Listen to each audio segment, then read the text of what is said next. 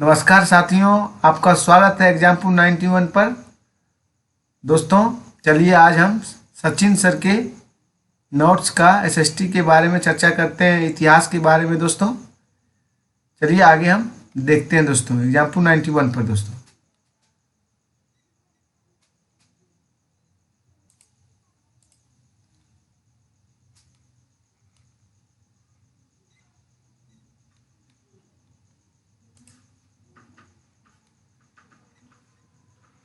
चलिए दोस्तों वीडियो को स्टार्ट करते हैं। देश के नाम। इंडिया शब्द इंडस से निकला है, जिसे संस्कृत में सिंधु कहा जाता है। लगभग 2500 ईसा पूर्व 2500 वर्ष पहले उत्तर पश्चिम की ओर से आने वाले ईरानियों और यूनानियों ने सिंधु को हंदोस अथवा इंदोस और इस नदी के पूर्व में 2500 वर्ष पहले उत्तर पश्चिम की ओर से आने वाले ईरानियों और यूनानियों ने सिंधु को हंदोस अथवा इंदोस और इस नदी के पूर्व में स्थित भूमि प्रदेश को इंडिया कहा। भारत नाम का प्रयोग उत्तर पश्चिम में रहने वाले लोगों के एक समूह के लिए किया जाता है। इस समूह का उल्लेख संस्कृत की आरंभिक लगभग 3500 वर्ष पुरानी कीर्ति ऋग्वेद में भी मिलता है। अतीत की जानकारी हम कई तरह से प्राप्त कर सकते हैं। इनमें से एक तरीका अतीत में लिखी गई पुस्तकों को ढूंढना और पढ़ना है। ये पुस्तक हाथ से लिखी होने के कारण पांडुलिपि मैनस्क्रिप्ट कही जाती है। पांडुलिपि मैनस्क्रिप्ट्स। ये पांडुलिपियाँ प्रायः ताड़पत्रों, पलम लीफ अथवा हिमालय क्षेत्र में उगने वाले भुर्ज वृक्ष नामक पेड़ की छाल से विशेष तरीके से तैयार भोजपत्र पर लिखी मिलती है। ये पांडुलिपियाँ मंदिरों और विहारों में प्राप्त होती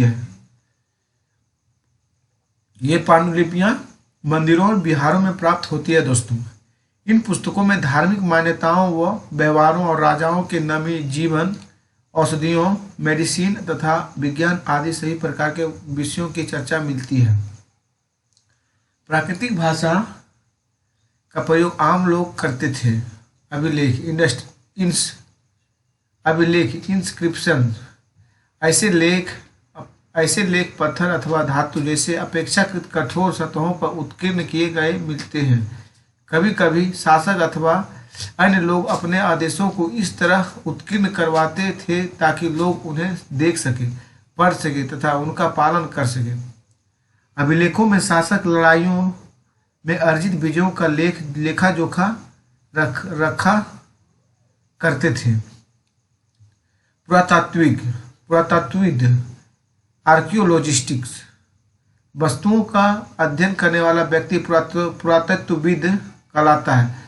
पुरातत्वविद पत्थर और ईंट से बनी इमारतों के अवशेषों, चित्रों तथा मूर्तियों का अध्ययन करते हैं। वे औजारों, हथियारों, बर्तनों, आभूषणों तथा सिक्कों की प्राप्ति के लिए छानबीन तथा खुदाई भी करते हैं।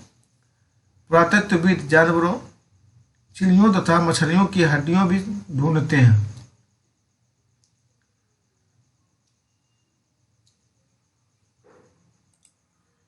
इससे उन्हें यह जानने में भी मदद मिलती है कि अतीत में लोग क्या खाते थे। आरंभिक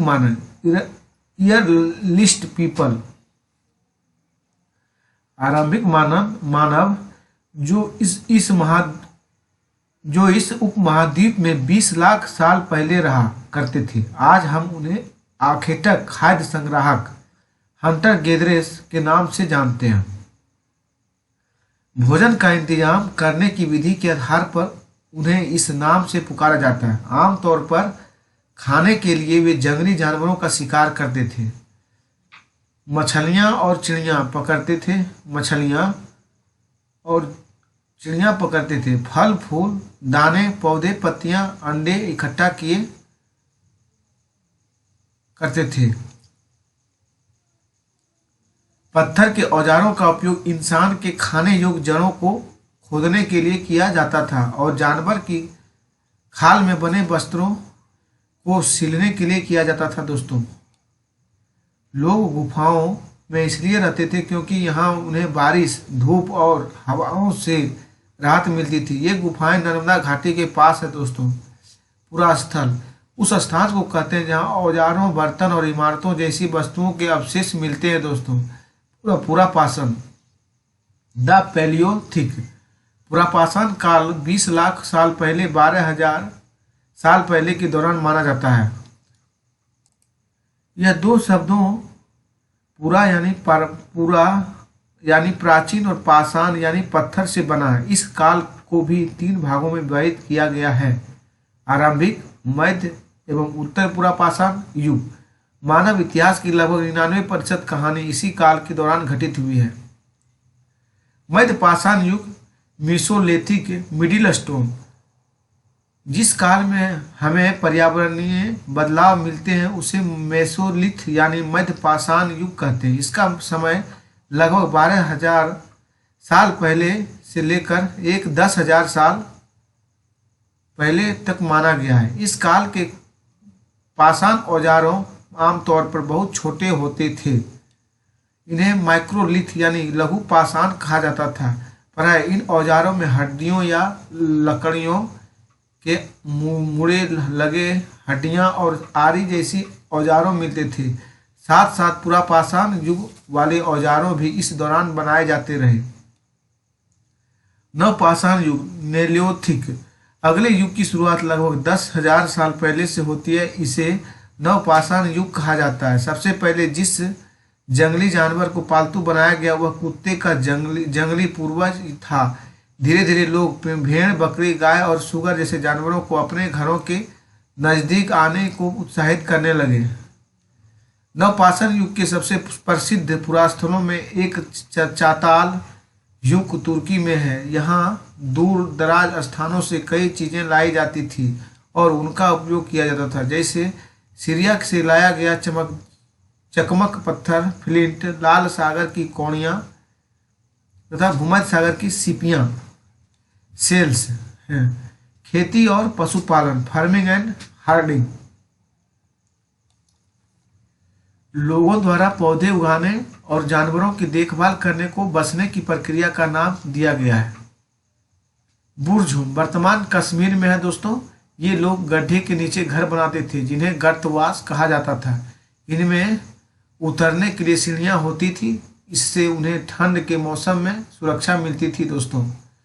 फ्रांस में गुफा में की गई चित्रकारी में प्रयोग होने वाले रंगों को लो एक्स और चारकोल जैसे खनिज पदार्थों से बनाया जाता था। हड़प्पा सभ्यता नगर। हड़प्पा सभ्यता नगर आधुनिक पाकिस्तान के पंजाब और सिंध प्रांतों, भारत के गुजरात, राजस्थान, हरियाणा और पंजाब प्रांतों में मिले हैं। इन सभी स्थलों से पुरातत्वविदों को अनोखी वस्तुएं मिली है, जैसे मिट्टी के लाल बर्तन जिन पर काले रंग के चित्र बने थे, पत्थर के बाट, मुहरे, मनके, तांबे के उपकरण और पत्थर के लंबे ब्लेड आदि। ऊंचाई वाले भाग को पुरातत्वविदों ने नगर दुर्ग कहा और निचले हिस्से को निचला नगर कहा। दोनों हिस्सों की 4 दीवारों पक्की ईंटों की बनाई जाती थी दोस्तों। मोहनजोदड़ो में खास तालाब बनाया गया था जिसे पुरातत्वविदों ने महान स्नानागार कहा है। कालीबंगा और लोथल जैसे अन्य नगरों में अग्निकुंड मिले हैं जहां संभवतः यज्ञ किए जाते होंगे।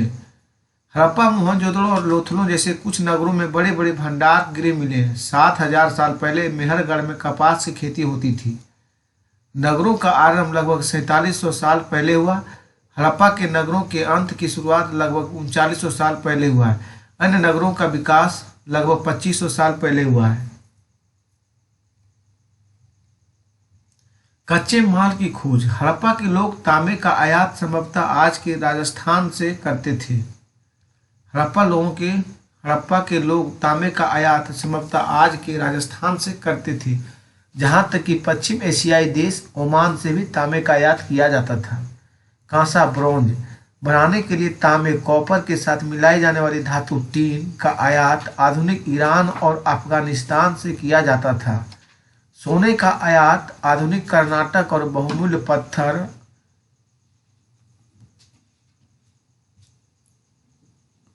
का आयात गुजरात और ईरान और अफगानिस्तान से किया जाता था। सभ्यता का अंत का रहस्य। कुछ विद्वानों का कहना है नदियां सूख गई थी। अन्य का कहना है कि विनाश हो गया था जंगलों का विनाश हो गया था। इसका कारण ये हो सकता है कि ईंटें पकाने के लिए ईंधन की जरूरत पड़ती थी। इसके अलावा मवेशियों के बड़े बड़े झुंडों से चारागाह और घास वाले मैदान समाप्त हो गए होंगे। कुछ इलाके में बाढ़ आ गई, लेकिन इन कारणों से यह स्पष्ट नहीं हो पाता है कि सभी नगरों का अंत कैसे हो गया, क्योंकि बाढ़ और नदियों के सूखने का असर कुछ ही इलाकों में हुआ होगा। फ्रियोन्स। पत्थर और शंख प्राकृतिक तौर पर पाए जाते हैं, लेकिन फ्रियोन्स कृत्रिम रूप से तैयार किया जाता है। बालू या स्फटिक पत्थरों के चूर्ण को गोंद में मिलाकर उनसे वस्तुएं बनाई जाती थी। उसके बाद उन वस्तुओं पर एक चिकनी परत चढ़ाई जाती थी। इस चिकनी परत के रंग प्रायः नीले या हल्के समुद्री हरे होते हैं। ऋग्वेद सबसे पुराना वेद है, जिसकी रचना लगभग 3500 साल पहले हुई थी। ऋग्वेद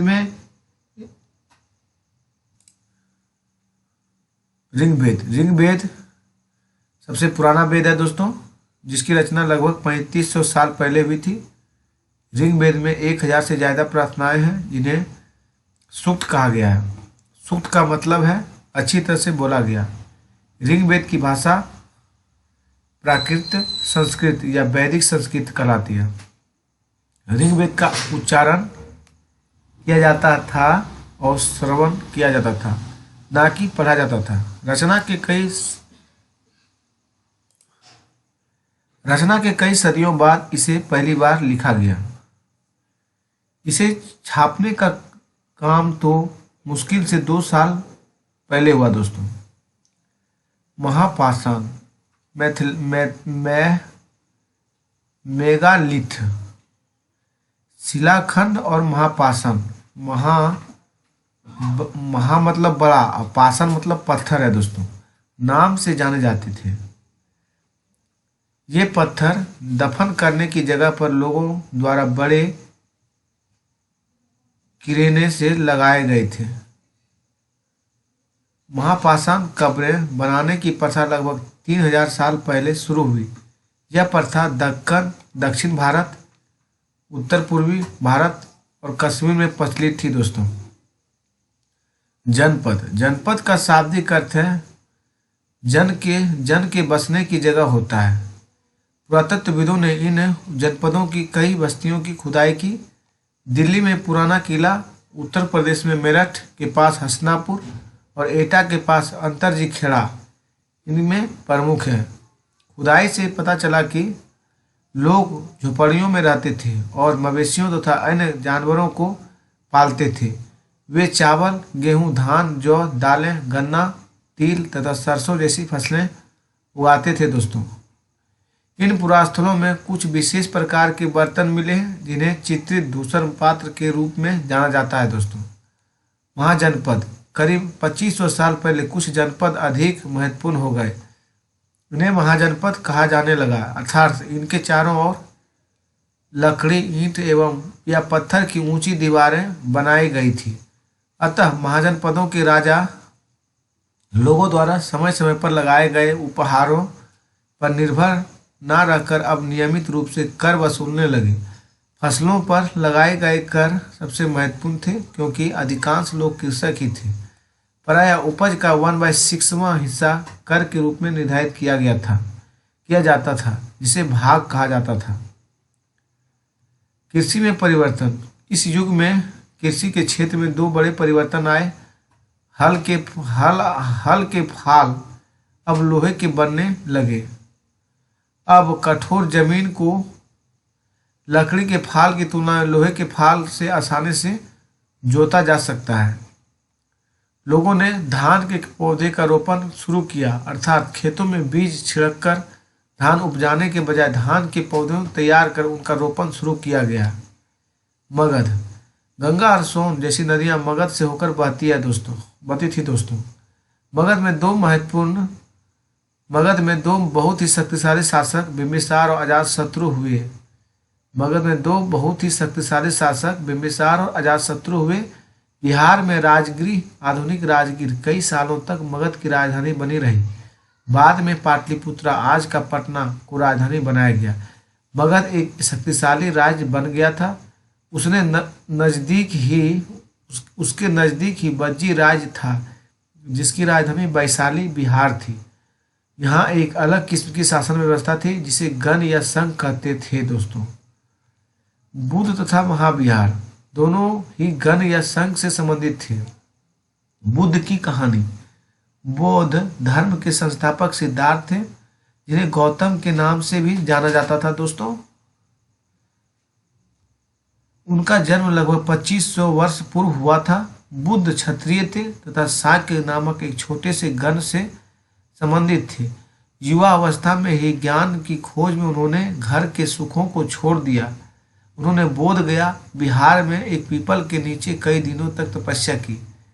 वे वाराणसी के निकट स्थित सारनाथ गए जहां उन्होंने पहली बार उपदेश दिया। कुशीनगर में मृत्यु से पहले का शेष जीवन उन्होंने पैदल ही एक स्थान से दूसरे स्थान की यात्रा करने और लोगों को शिक्षा देने में व्यतीत किया। कभी कभी हम जो चाहते हैं वह प्राप्त कर लेने के बाद भी संतुष्ट नहीं होते एवं और अधिक अथवा अन्य वस्तुओं को पाने की इच्छा करने लगते हैं। बुद्ध ने इस लिप्सा को तृष्णा कहा। बुद्ध ने अपनी शिक्षा समाज लोगों की प्राकृतिक भाषा में दी थी। बौद्ध धर्म। कुषाणों का सबसे प्रसिद्ध राजा कनिष्क था दोस्तों। उसने करीब 1900 साल पहले शासन किया। बौद्ध धर्म दक्षिण पूर्व की ओर श्रीलंका, म्यांमार, थाईलैंड तथा इंडोनेशिया सहित दक्षिण पूर्व एशिया के अन्य भागों में भी फैला। चीनी बौद्ध तीर्थयात्री का फासियन काफी प्रसिद्ध है। वह करीब 16 साल पहले आया और स्वयं त्यांग 1400 साल पहले भारत आया और उसके करीब 550 साल बाद इत्सिंग आया। स्वयं त्यांग 1400 साल पहले भारत आया और इसके करीब 50 साल बाद इत्सिंग आया दोस्तों। स्वयं तत्सांग तथा अन्य तीर्थयात्रियों ने उस समय के सबसे प्रसिद्ध बौद्ध विद्या केंद्र नालंदा बिहार में भक्ति मार्ग की चर्चा हिंदुओं के पवित्र ग्रंथ भगवत गीता में की। भगवत गीता महाभारत का एक हिस्सा है दोस्तों। उपनिषद उत्तर वैदिक ग्रंथों का हिस्सा थे। उपनिषद का शाब्दिक अर्थ है गुरु के समीप बैठना। जैन धर्म। लगभग 2500 वर्ष पूर्व जैन धर्म के 24वें तथा अंतिम तीर्थंकर वर्धमान महावीर ने भी अपने विचारों का प्रसार किया। वह भज्जी संघ के लिच्छवी कुल के एक क्षत्रिय राजकुमार थे। 30 वर्ष की आयु में उन्होंने घर छोड़ दिया और जंगल में रहने लगे। 12 वर्ष तक उन्होंने कठिन व एकाकी जीवन व्यतीत किया। वर्तमान रूप से उपलब्ध जैन धर्म की शिक्षाएं लगभग 1500 वर्ष पूर्व गुजरात में वल्लभी नामक स्थान पर लिखी गई थी दोस्तों। जैन शब्द जिन शब्दों से निकला है। जैन शब्द जिन शब्दों से निकला है जिसका अर्थ विजेता। जैन तथा बौद्ध धर्म। जैन तथा बौद्ध धर्म जिस समय लोकप्रिय हो रहे थे लगभग उसी समय ब्राह्मणों ने आश्रम व्यवस्था का विकास किया। महावीर ने अपने शिक्षा प्राकृतिक में दी। संघ। महावीर तथा बुद्ध दोनों का ही मानना था कि घर का त्याग करने पर ही सच्चे ज्ञान की प्राप्ति हो सकती है। ऐसे लोगों के लिए उन्होंने संघ नामक संगठन बनाया जहां घर का त्याग करने वाले लोग एक साथ रह सके। संघ में रहने वाले बौद्ध भिक्षुओं के लिए बनाए गए नियम विनय पीठक नामक ग्रंथ में मिलते हैं। एक साम्राज्य एन एम्पायर। हम जिन शेरों के चित्र रुपयों पैसों पर देखते हैं उनका एक लंबा इतिहास है दोस्तों। उन्हें पत्थरों को काट कर बनाया गया और फिर उन्हें सारनाथ में एक विशाल स्तंभ पर स्थापित किया गया था दोस्तों। अशोक जिस साम्राज्य पर शासन करते थे उसकी स्थापना उनके दादा चंद्रगुप्त मौर्य ने लगभग 2300 साल पहले की थी। चाणक्य या कौटिल्य नाम के एक बुद्धिमान व्यक्ति ने चंद्रगुप्त की सहायता की थी दोस्तों। वंश जब एक परिवार के कई सदस्य एक के बाद एक राजा बनते हैं तो उन्हें एक ही वंश का कहा जाता है दोस्तों। मौर्य वंश। मौर्य वंश में 3 महत्वपूर्ण राजा हुए, चंद्रगुप्त, उसका बेटा बिंदुसार और उस बिंदुसार का पुत्र अशोक है दोस्तों। मेगास्थनीज चंद्रगुप्त के दरबार में पश्चिमी एशिया के यूनानी राजा सेल्यूकस निकेटर का राजदूत एम्बेसडर था। मौर्य समाज। मौर्य साम्राज्य के उभरने से थोड़ा पहले लगभग 2400 वर्ष पहले चीन में सम्राट ने चीन की दीवार का निर्माण शुरू किया। इसे बनाने का उद्देश्य उत्तरी सीमा की पशुपालक लोगों से रक्षा करना था। अगले 2000 वर्षों तक इस दीवार का निर्माण कार्य चलता रहा क्योंकि साम्राज्य की सीमाएं बदलती रही। यह दीवार लगभग 6400 किलोमीटर लंबी है। हर 100 से 200 मीटर की दूरी पर इस पर निगरानी के लिए बुर्ज बने हुए हैं दोस्तों। अशोक मौर्य वंश के सबसे प्रसिद्ध शासक थे। वह ऐसे पहले शासक थे जिन्होंने अभिलेखों द्वारा जनता तक अपने संदेश पहुंचाने की कोशिश की। अशोक के ज़्यादातर अभिलेख प्राकृतिक भाषा और ब्राह्मी लिपि में है दोस्तों। धम्म संस्कृत शब्द में धर्म का प्राकृतिक रूप धम्म है दोस्तों। कलिंग तटवर्ती उड़ीसा का प्राचीन नाम कलिंग है दोस्तों। तटवर्ती उड़ीसा का प्राचीन नाम क्या है दोस्तों? कलिंग है। अशोक बुद्ध के उपदेशों से भी प्रेरित हुए थे। अशोक ने धम्म के विचारों को प्रसारित करने के लिए सीरिया, मिस्र, ग्रीस तथा श्रीलंका में भी दूत भेजे दोस्तों। गांव में रहने वाले लोग। तमिल क्षेत्र में बड़े भूस्वामियों को वेल्ला, साधारण हलवाहों और उनवार और भूमिहीन मजदूर दास, कैंडी सियार और आदिमाई कहलाते थे। गांव में रहने वाले लोग। तमिल क्षेत्र में बड़े भूस्वामियों को बेल्ला, साधारण हलवाहों को उनवार और भूमिहीन मजदूर दास, कैंडी, कड़ेसियार और आदिमाई कहलाते थे। गांव का प्रधान व्यक्ति ग्राम भोजक कहलाता था। अक्सर एक ही परिवार के लोग इस पद पर कई पीढ़ियों तक बने रहते थे, यानी कि यह पद आनुवंशिक था दोस्तों। ग्राम भोजक के अलावा अन्य स्वतंत्र कृषक भी होते थे, उन्हें गृहपति कहते थे। जातक वे कहानियां हैं जो आम लोगों में प्रचलित थी। बौद्ध भिक्षुओं ने इनका संकलन किया। जातक में प्राचीन शहरों के बारे में वहां गए नाविकों तथा यात्रियों के विवरणों द्वारा भी पता चलता है दोस्तों। आहत सिक्के सामान्यतः आयताकार और कभी कभी वर्गाकार या गोल होते थे। आहत सिक्के दोस्तों सामान्यतः आयताकार और कभी कभी वर्गाकार या गोल भी होते थे। ये या तो धातु की चादर को काटकर या धातु के चपटे गोलिकाओं से बनाए जाते हैं। इन सिक्कों पर कुछ लिखा हुआ नहीं था, बल्कि इन पर कुछ चिन्ह टप्पे से बनाए जाते थे, इसलिए ये आहत सिक्के कहलाए। ये सिक्के उपमहाद्वीप के लगभग अधिकांश हिस्सों में पाए जाते हैं और ईसा के आरंभिक सदियों तक ये प्रचलन में रहे हैं दोस्तों। सिक्के दोस्तों क्वाइंस चांदी या सोने के सिक्के पर विभिन्न आकृतियों को आहत कर बनाए जाने के कारण इसे आहत सिक्के कहा जाता है। मथुरा एक धार्मिक केंद्र भी रहा है। यहाँ बौद्ध विहार और जैन मंदिर है। यह कृष्ण भक्ति का एक महत्वपूर्ण केंद्र था दोस्तों। मथुरा के अभिलेख में सुनारों, लोहारों, बुनकरों, टोकरी बुनने वाले, माला बनाने वाले और इत्र बनाने वाले उल्लेख मिलते हैं दोस्तों। अरिका मेडू लगभग 2200 से 1900 साल पहले अरिका मेडू एक पतन था। यहाँ दूर दूर से आए जहाज़ों के सामान उतारे जाते थे। जहाँ भूमध्य सागरीय क्षेत्र के एम्फोरा जैसे पात्र मिले हैं, साथ ही यह एरेटाइन जैसे मुहर लगे लाल चमकदार बर्तन भी मिले हैं। इन्हें इटली के एक शहर के नाम पर एराटाइन पात्र के नाम से जाना जाता है दोस्तों। रोम एक बहुत बड़े साम्राज्य की राजधानी थी। यह यूरोप, उत्तरी अफ्रीका तथा पश्चिमी एशिया तक फैला साम्राज्य था। इसके सबसे महत्वपूर्ण शासकों में से एक ऑगस्टस ने करीब 2000 साल पहले शासन किया था। उसने कहा था कि रोम ईंटों का शहर था। व्यापार और व्यापारी, ट्रेड और ट्रेडर। दक्षिण भारत में सोना, मसाले, स्पाइसेस, खास तौर पर काली मिर्च, पेपर तथा कीमती पत्थरों के लिए प्रसिद्ध था।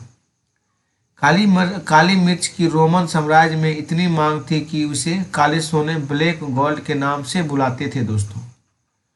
संगम कविताओं में मुवेनदार की चर्चा मिलती है। यह एक तमिल शब्द है जिसका अर्थ तीन मुखिया है।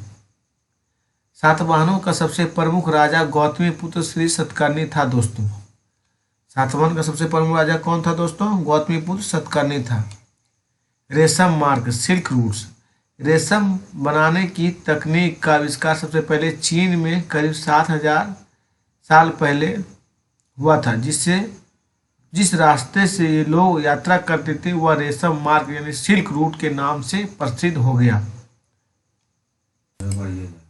सिल्क रूट पर नियंत्रण रखने वाले शासकों में सबसे प्रसिद्ध कुषाण थे। पेशावर और मथुरा इनके दो मुख्य शक्तिशाली थे। तक्षशिला भी इनके ही राज्य का हिस्सा था।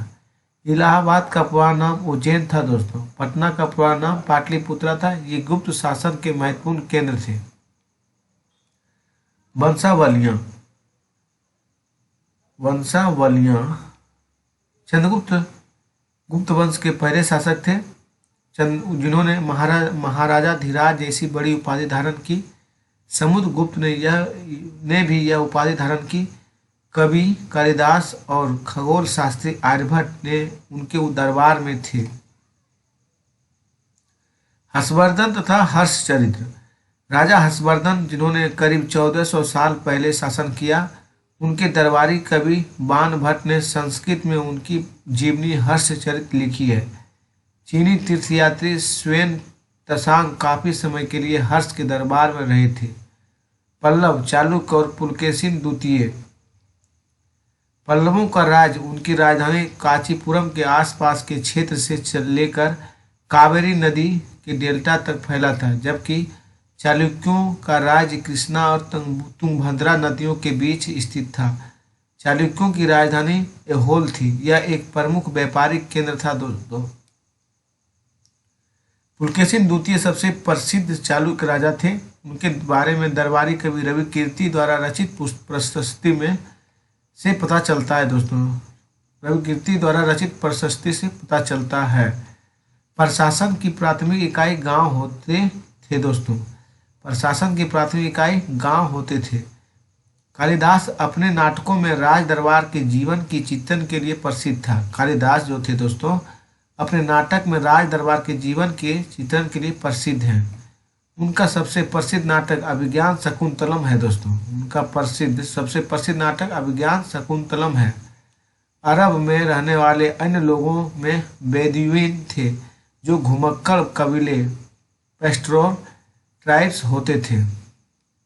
अरब में रहने वाले अन्य लोगों में बेदुइन थे जो घुमक्कड़ कबीले पेस्टोरल ट्राइब्स होते थे। धातु विज्ञान, मेटालर्जी। प्राचीन भारतीय धातु वैज्ञानिकों ने विश्व धातु विज्ञान के क्षेत्र में प्रमुख योगदान दिया है। पुरातत्वविद खुदाई ने यह दर्शाया है कि हड़प्पावासी कुशल शिल्पी क्राफ्ट्समैन थे और उन्हें तांबे के धातु कर्म, धातु शोधन, कॉपर मेटालर्जी की जानकारी थी। उन्होंने तांबे और टीन को मिलाकर कांसा भी बनाया था। जहां हड़प्पावासी कांस्य युग से जुड़े थे, वहीं उनके उत्तराधिकारी लोह युग से संबंध थे। भारत अत्यंत विकसित किस्म के लोहे का निर्माण करता था। खोटा लोहा, पिटवा लोहा और ढलवा लोहा। स्तूप का शाब्दिक अर्थ टीला होता है।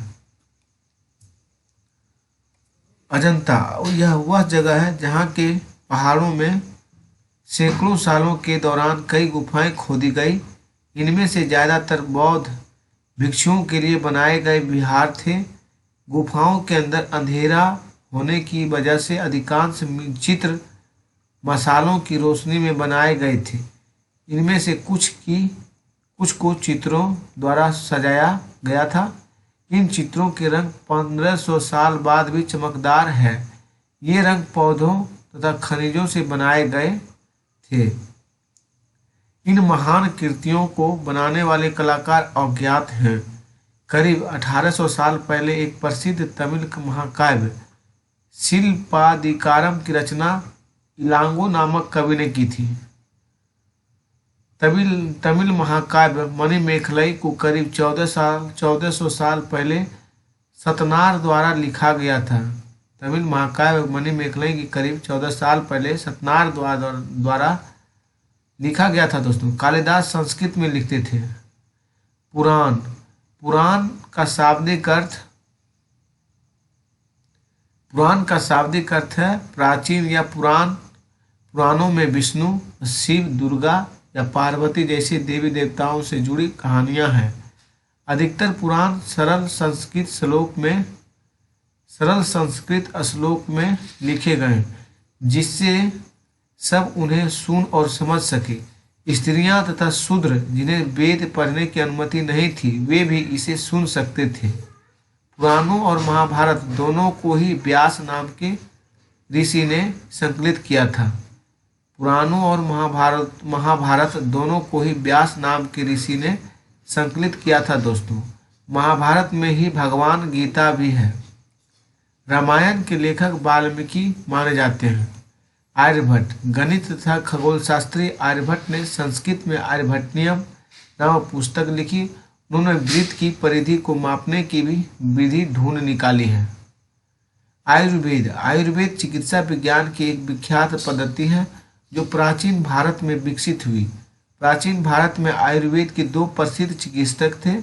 चरक प्रथम अद्वितीय शताब्दी ईस्वी में, सुश्रुत चौथी शताब्दी में ईस्वी। चरक द्वारा रचित चरक संहिता औषधि शास्त्र की एक उल्लेखनीय पुस्तक है। कागज का आविष्कार करीब 1900 साल पहले काई लून नाम के व्यक्ति ने चीन में किया था। कागज का आविष्कार दोस्तों करीब 1900 साल पहले काई लून नाम के व्यक्ति ने चीन में किया था। कागज बनाने की तकनीक को सदियों तक गुप्त रखा गया। करीब 1400 साल पहले यह कोरिया तक पहुंची। शब्दावलियां, टर्मिनोलॉजीज। हिंदुस्तान शब्द आज हम इसे आधुनिक राष्ट्र राज्य भारत के अर्थ में लेते हैं, लेकिन 13वीं सदी में जब फारसी के इतिहासकार मिन्हाज सिराज ने हिंदुस्तान शब्द का प्रयोग किया था, तो उसका आशय पंजाब, हरियाणा और गंगा यमुना के बीच में स्थित इलाकों से था। उसने इस शब्द का राजनीतिक अर्थ में उन इलाकों के लिए इस्तेमाल किया जो दिल्ली के सुल्तान के अधिकार क्षेत्र में आते थे। सल्तनत के प्रसार के साथ साथ इस शब्द के अंतर्गत आने वाले क्षेत्र भी बढ़ते गए, लेकिन हिंदुस्तान शब्द में दक्षिण भारत का समावेश कभी नहीं हुआ। इसके विपरीत 16वीं